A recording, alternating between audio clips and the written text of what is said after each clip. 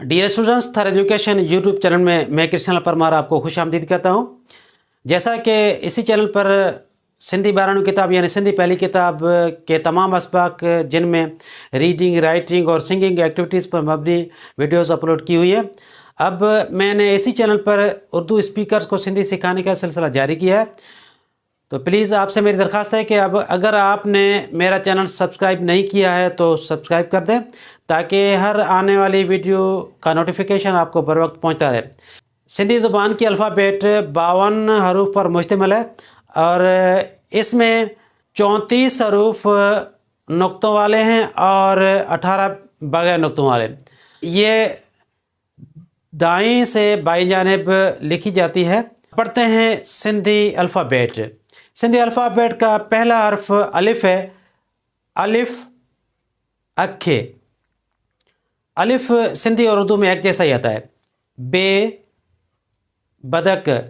बे दोनों होंठ मिलाने से आवाज़ बनती है बे, और इस हर्फ के नीचे एक नुक्ता आता है। बे बकरी। बे दोनों होंठ मिलाने से को यहाँ से खींचना पड़ता है आवाज़ को बे बे। अब बे के नीचे दो नुक्ते आते हैं। भे भोलड़ो। भे दोनों होंठ मिलाने से आवाज़ बनती है और इस हरफ के नीचे 4 नुक्ते आते हैं।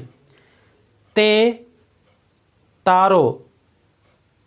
ते ज़ुबान का अगला हिस्सा ऊपर वाले दांतों की जड़ों को टच करने से ही आवाज़ बनती है ते, और इस पे 2 नुक्ते ऊपर आते हैं।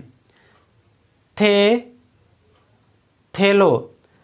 अब ज़ुबान का अगला हिस्सा ऊपर वाले दांतों के जड़ों को टच करने से ही आवाज़ बनती है थे, और थे पे 4 नुक्ते आते हैं। टे टोपी।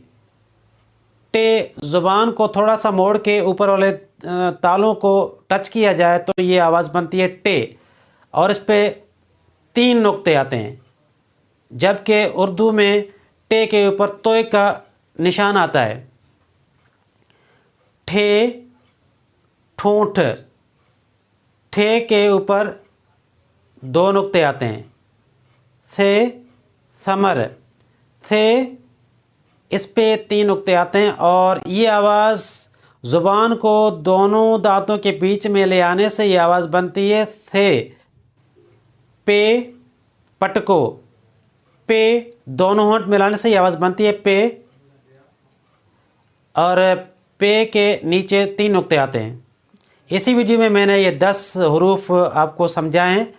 अगली वीडियो में 10 और हरूफ समझाऊंगा। अगर मेरी ये वीडियो आपको पसंद आए तो लाइक और शेयर ज़रूर कीजिएगा।